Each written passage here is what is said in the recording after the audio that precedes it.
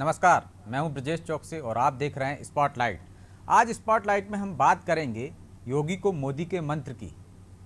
योगी आदित्यनाथ को प्रधानमंत्री नरेंद्र मोदी ने मंत्र दिए हैं। ये मंत्र 2024 में असर दिखाएंगे और एक तरह से सफलता दिलाएंगे। मंत्रों को देते ही इनका असर भी दिखने लगा है। सबसे पहला असर पड़ा मंत्रिमंडल पर, जो योगी की तरह अब गेस्ट हाउस में रुकेंगे मंत्री। जिस तरह की बातें इस मंत्र के जरिए दी गई हैं, जिस तरह का रोड मैप तैयार किया गया है, मोदी ने बताया है कि कैसे 2024 को फतेह करना है। कमान योगी आदित्यनाथ के हाथ में होगी, लेकिन मंत्र और फार्मूले योगी के होंगे और बुंदेलखंड एक्सप्रेस वे की सौगात के साथ ये चुनावी सफर शुरुआत की जाएगी। तो इससे मध्य प्रदेश नहीं, पूरे देश में एक तरह से माहौल बन रहा है भाजपा के प्रति। और 2024 में उत्तर प्रदेश में फिर माहौल कैसे बरकरार रखे, किस तरह से दलितों को साधा जा सके, और उसकी तमाम तैयारियां चल रही हैं। लेकिन इस पर सियासत भी शुरू हो गई। विपक्ष इसे जुमलेबाजी बता रहा है। ये जुमले रहेंगे या असल में मोदी के मंत्र काम करेंगे, इस पर चर्चा करेंगे। लेकिन पहले देखिए हमारी ये खास रिपोर्ट।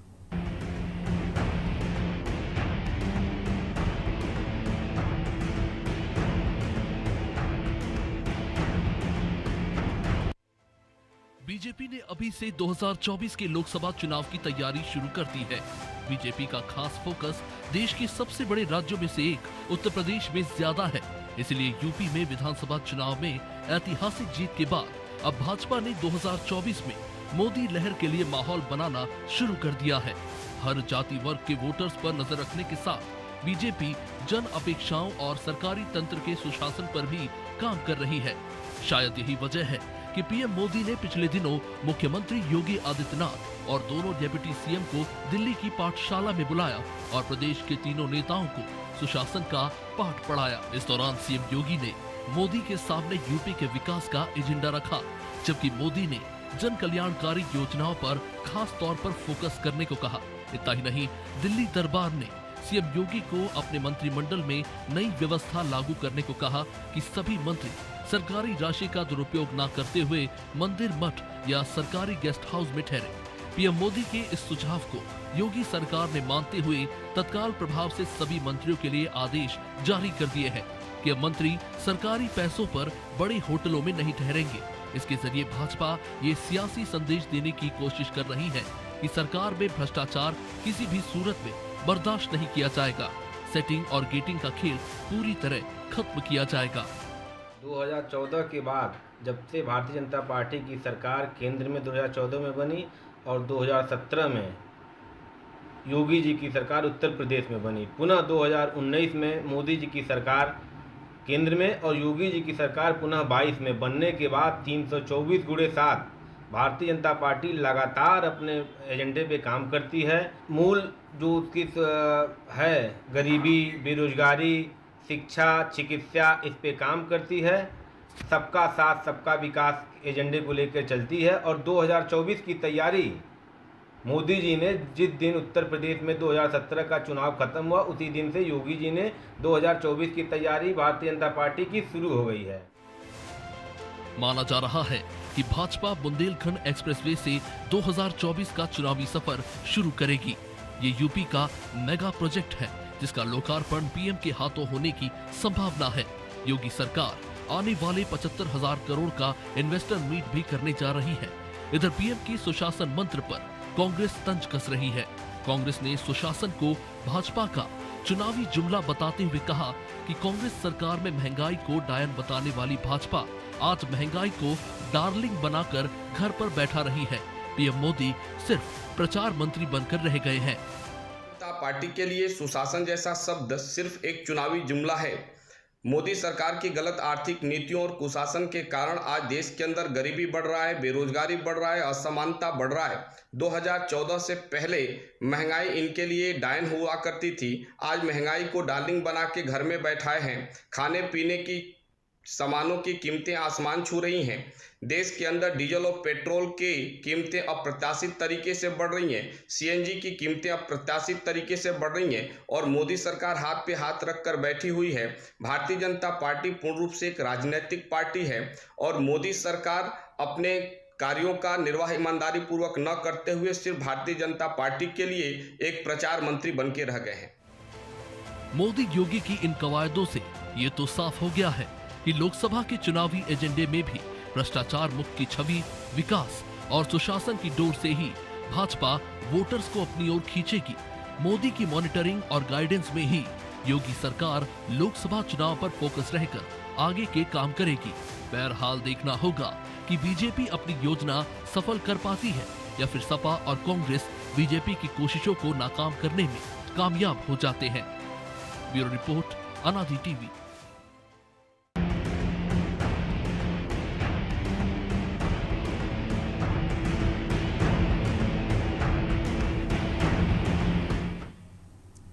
योगी को मोदी मंत्री, इस मुद्दे पर चर्चा के लिए हमारे साथ मौजूद हैं कांग्रेस प्रवक्ता विनय मिश्रा, बीजेपी प्रवक्ता कंचन द्विवेदी, सपा नेता हरि किशोर और वरिष्ठ पत्रकार रजा रिजवी।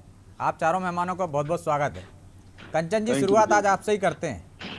कांग्रेस कह रही जुमलेबाजी है आपकी, और महंगाई जब आप विपक्ष में थे तो आपके लिए डायन थी और आज की तारीख में डार्लिंग हो गई है वो।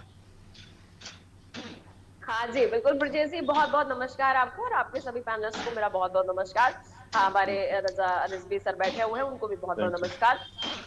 बाकी जो बात है ना, कांग्रेस वही बात है ना, क्या करे बेचारे, अब कुछ तो करना ही है। विपक्ष में है तो मैं बेचारा ही कहूंगी, क्योंकि कुछ भी बचा नहीं। जिनके पास धरातल नहीं बचा, जिनके पास पैर रखने की जगह नहीं बची, और वो लोग उनको दोष दे रहे हैं जिनको जनता ने चुना है, जिनको जनता ने बिठाला है, जिनको जनता ने भरोसे के साथ में चुना है, उनको वो दोष दे रहे हैं। तो इसका मतलब है कि आपको जनता पर भरोसा नहीं है, और फिर जनता इस बात पर आपको फिर से वही कहेगी कि आपको तो हम पर ही भरोसा नहीं है, क्योंकि हमने चयन किया है कि हमें किसको बिठाना है, हमें किस पर भरोसा है, और हमने वो चयन करके बिठा दिया है। तो आपको इन चीजों पर क्या दिक्कत हो रही है? बाकी मैं थोड़ा सा बात अगर उनकी भी कर लूं, तो वही बात है ना कि वो जिस गरीब की बात कर रहे हैं, जिस महंगाई की बात कर रहे हैं, शुरुआत उनसे ही होती है और वही शुरू करने वाले लोग हैं। हम तो बस उनका भरना पड़ रहे हैं, चाहे ऑयल को लेकर के कह लें बात, ऑयल पॉइंट की बात कर लें, या फिर उनके किसी भी प्रकार से रोड मैप की बात कर ली जाए। उन्होंने जो भी प्रकार के देश में गड्ढे किए हैं, किसी भी स्तर से रोड के गड्ढे हो, या फिर आर्थिक व्यवस्था के गड्ढे हो, या फिर देश को गरीबी के हालत में पहुंचाने के गड्ढे हो, ये सारे के सारे कांग्रेस से ही शुरू होते हैं। और इन लोगों ने सिर्फ अपने परिवार के लिए ही चीजों को बनाया है, चीजों को किया है। तो उनकी तो मैं बात ही नहीं करना चाहती। तो एक्सप्रेस वे बनाने में और गड्ढे भरने में ये हालत हो गई, महंगाई इसलिए बढ़ गई। लेकिन प्रधानमंत्री जी ने एक और मंत्र दिया है कि गेटिंग सेटिंग नहीं चलेगी, और जो सुशासन की बात की है, जिस तरह से योगी जी मंदिर में रुकते हैं, गेस्ट हाउस में रुकते हैं, मंत्री भी रुकेंगे, ऐसे आदेश भी जारी हो गए। तो पिछली बार क्या ज्यादा फिजूल खर्ची हो गई थी? गेटिंग सेटिंग चल रही थी क्या? नहीं, इसको ऐसे नहीं लिया जा सकता। जो बहुत कम खर्चा हो सके, जो बच रहा है, जो बचाया जा सके, क्योंकि देश का ही खर्च हो रहा है और हमेशा से ये होता चला आया है। तो अब हम लोग पूरी तरीके से, क्योंकि विधानसभा, विधान परिषद सब जगह बहुमत में है, तो हम चाहते हैं जो भी फिजूल खर्ची चीजें होती हैं वो कम हो जाए। किसी भी पार्टी के लोग होते हो या किसी भी पार्टी का भी शासन हो, ये चीजें ना हो तो देश के काम आएंगी, देश की ही अर्थव्यवस्था मजबूत होगी, और इन लोगों की भी जो चीजें होती हैं वो भी कम हो जाएंगी। आम लोगों की तरह रहेंगे, आम ही है, क्योंकि ये जनता के लिए होते हैं, जनता की तरफ से, या जनता के लिए राजा बनाने के लिए नहीं होते। जो भी सिंहासन पर बैठता है या जो भी मंत्री होता है, वो जनता चुनती है, और जनता के कार्यों के लिए, सेवा के लिए चुना जाता है, ना कि उन्हें काली एक बढ़िया सी गाड़ी ले लो और काले शीशे लगा लो और चढ़ करके निकल जाओ। तो वीआईपी कल्चर भी खत्म कर दीजिए ना कंचन जी, बिल्कुल लाल होगा, बत्ती खत्म कर दीजिए, आम लोगों की तरह जाएं। विश्वास, बिल्कुल। आपको मालूम नहीं होगा कि योगी जी ने एक और चीज बंद कर दी है कि अगर आपको कभी भी सामूहिक जगह पर जाना है तो आपको आम लोगों की तरह ही जाना होगा, वहां से पब्लिक नहीं हटेगी। वहां अगर आपको जाना है तो ना तो आप किसी प्रकार के गार्ड लेके जाएंगे, ना ही वहां से आपके लिए पब्लिक को हटाया जाएगा। आप वीआईपी नहीं हो सकते, आपको नॉर्मल और बहुत आम आदमी होकर ही जाना पड़ेगा। ये भी जाहिर हुआ है। तो इससे आप मतलब समझ सकते हैं आज को जो आप एजेंडा बनाकर बैठे हैं, जिस मुद्दे पर आज आप बात कर रहे हैं, इसको देख करके ही कोई भी मंत्री वीआईपी नहीं हो सकता, वीआईपी गेस्ट हाउस में नहीं रहेगा, बहुत नॉर्मल रहेगा। और कोई भी वीआईपी, कोई भी मंत्री हो, सांसद हो, अगर वो भीड़ में जाएगा, समुदाय में जाएगा, तो वो किसी प्रकार से वीआईपी लेवल पे नहीं जा सकता, उसे नॉर्मल ही जाना पड़ेगा। तो इन चीजों से आप समझ सकते हैं कि इन मार्ग से हमारी मंजिल क्या होगी, हम क्या चाहते हैं और जनता की हम किस प्रकार से सेवा करना चाहते हैं। ठीक है हरिकिशोर जी, एक तरह से आप पर भी तंज कस रहे हैं। सुशासन की दिशा में बढ़ रही है योगी सरकार और वीआईपी कल्चर खत्म कर रही है। भीड़ में जाना है, आम कार्यक्रमों में जाना है तो वैसे नहीं जाएंगे, और अब गेस्ट हाउस में रुकेंगे, महंगे होटलों में नहीं। तो इसकी तो तारीफ बनती है।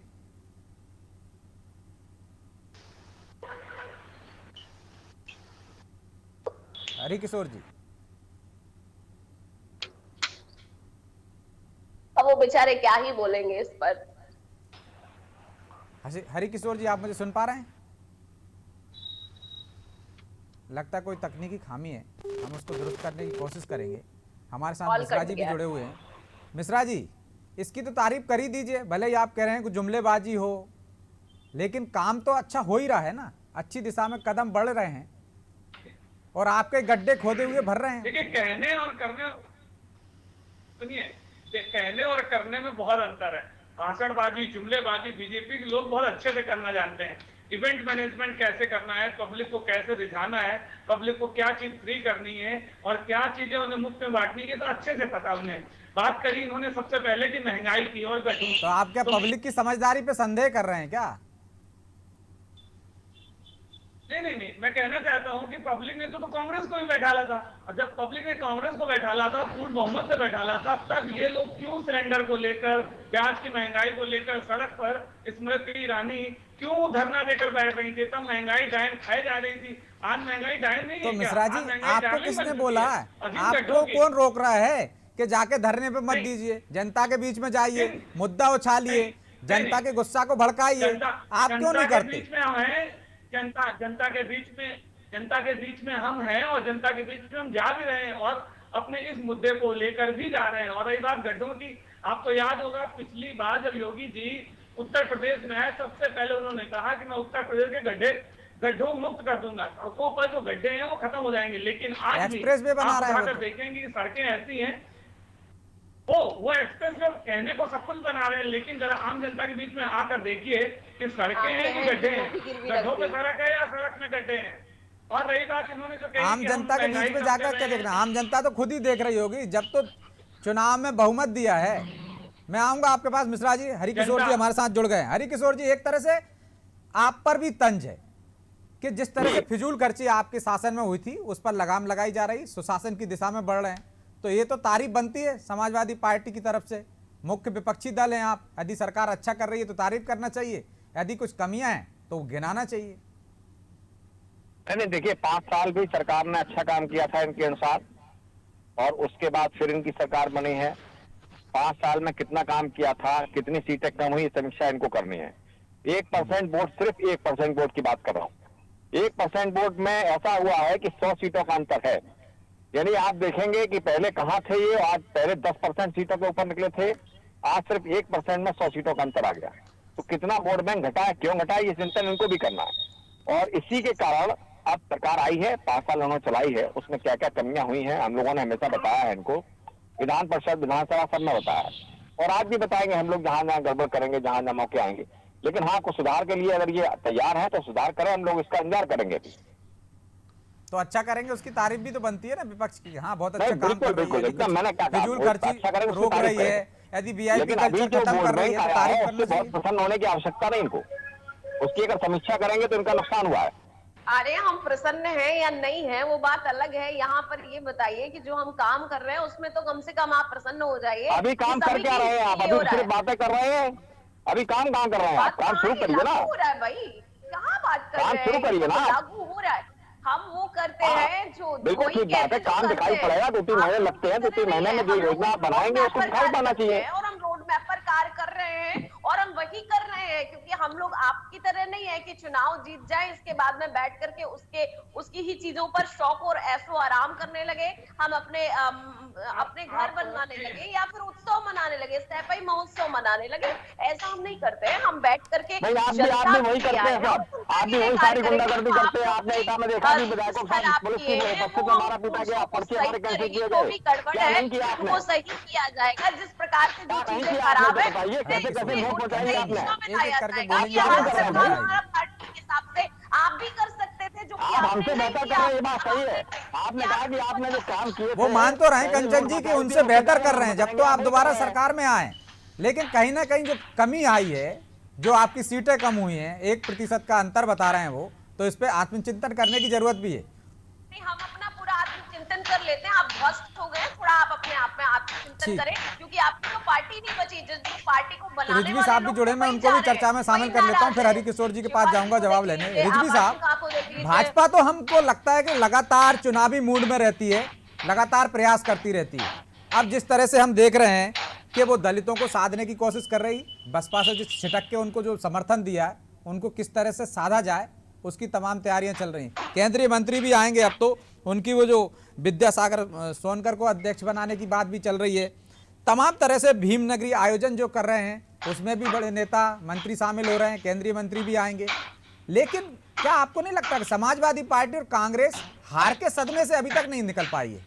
वो ना आत्मंथन कर रही है कि इस स्थिति में क्यों आ गई है, या आगे क्या करना है, 2024 की क्या रणनीति रहेगी उनकी?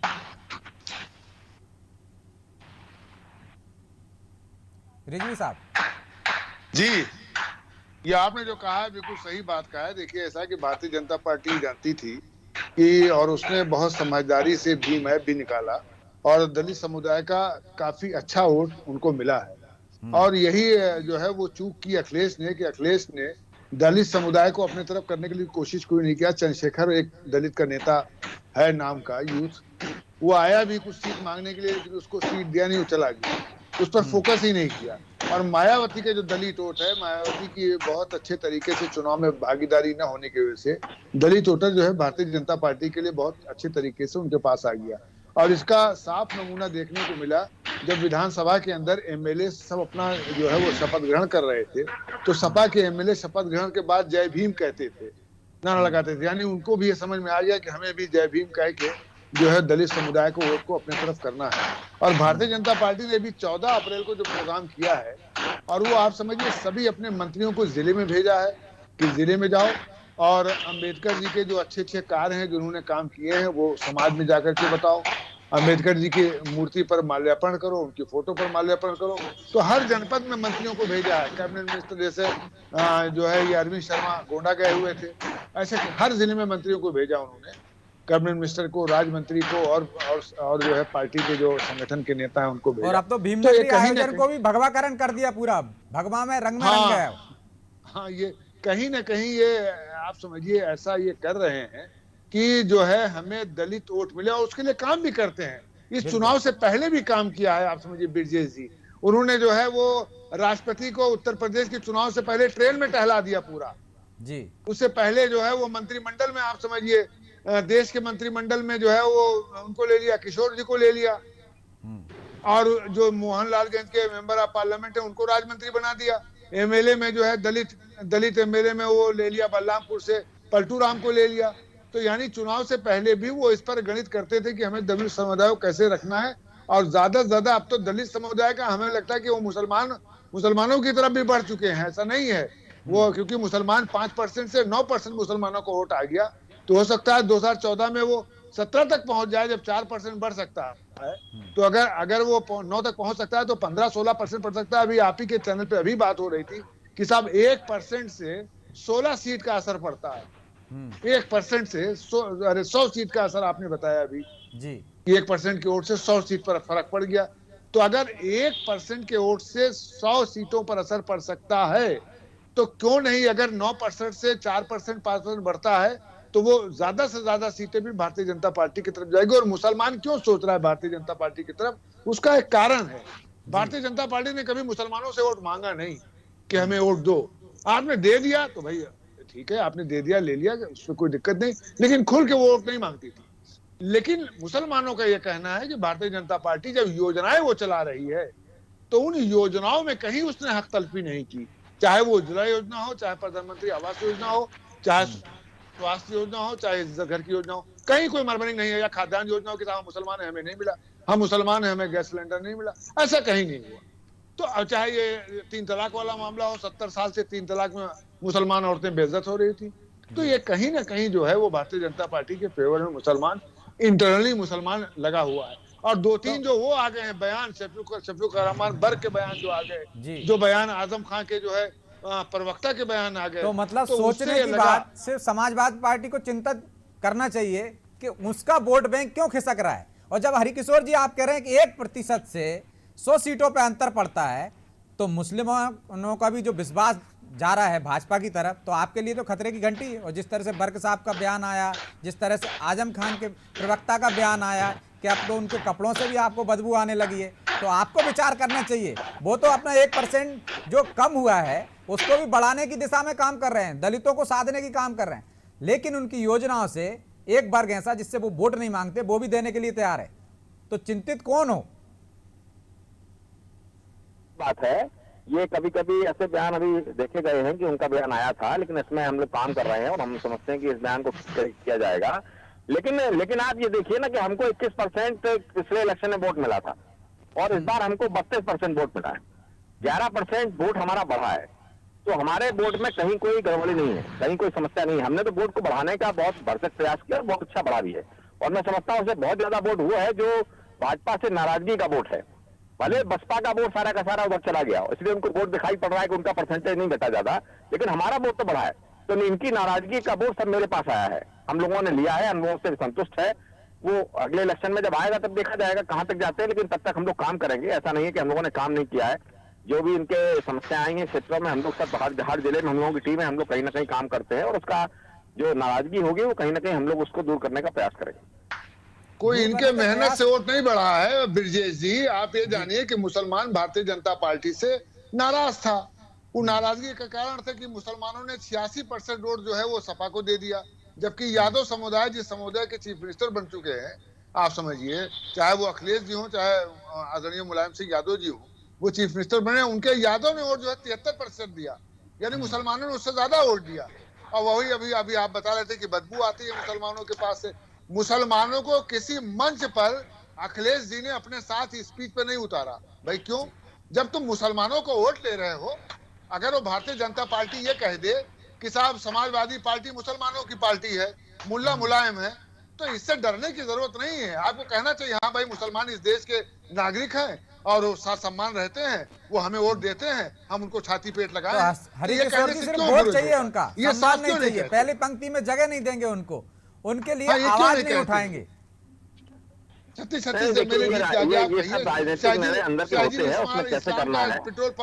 पेट्रोल पंप ढहा दिया गया खाली इसलिए कि नक्शा नहीं पास था। अरे भाई कौन से पेट्रोल पंप पे नक्शा नहीं होता है? नहीं बोले कुछ, और बोलना चाहिए कुछ। तो ये भी कहा जाने लगा कि जब आप अपने विधायक के लिए आवाज नहीं उठाएंगे तो आम जनता की क्या आवाज उठाएंगे? तो ये मुसलमानों को दर्द है। इस वक्त आप देख रहे हैं, इस वक्त नहीं आवाज उठा रहे हैं, लेकिन इस वक्त आप देख रहे हैं कि किस तरह से बुलडोजर सिर्फ उन्हीं को चिन कर लगा रहे हैं जो लोग उनकी बात नहीं सुन रहे हैं। उनके खिलाफ उन्होंने बयान दिया है, उनके खिलाफ बुलडोजर से डर गए, वहीं पे काम हो रहा है। तो ये तो पब्लिक भी देख रही है, सब लोग देख रहे हैं, और इस पर चिंतन होगा, इस पर काम भी होगा। पब्लिक तो देख रही, लेकिन समाजवादी पार्टी के बड़े नेता भी क्या बुलडोजर से डरते हैं क्या? इसलिए आवाज नहीं उठा रहे हैं क्या आप?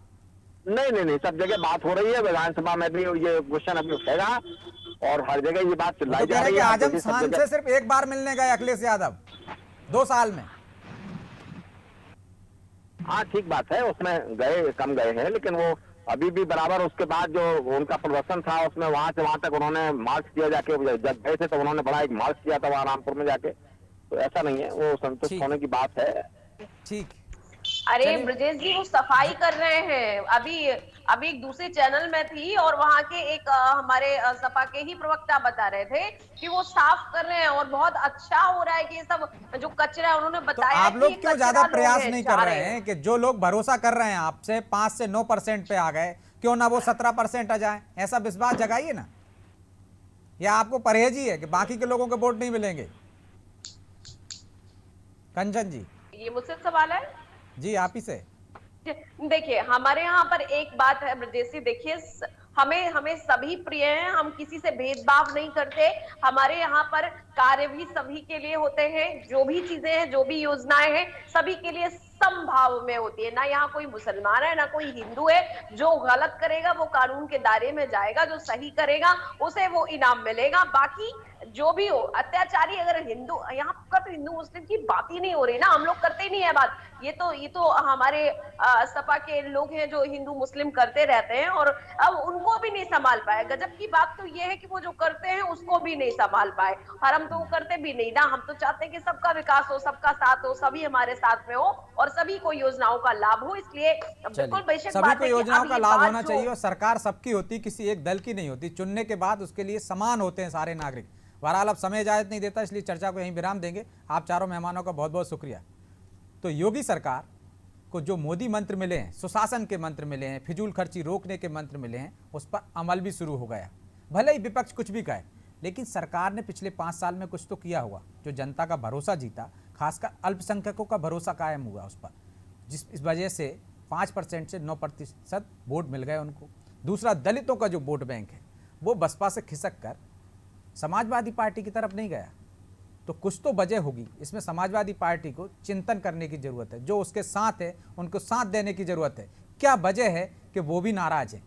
जो वोट बैंक आपका है उसको भी नहीं साथ पा रहे हैं, और इस बात से खुश होने की जरूरत नहीं है कि आपका वोट प्रतिशत बढ़ गया लेकिन आप सत्ता में नहीं आ पाए, और 1% की कमी थी, इस वजह से 100 सीटों पर आपको हार का सामना करना पड़ा।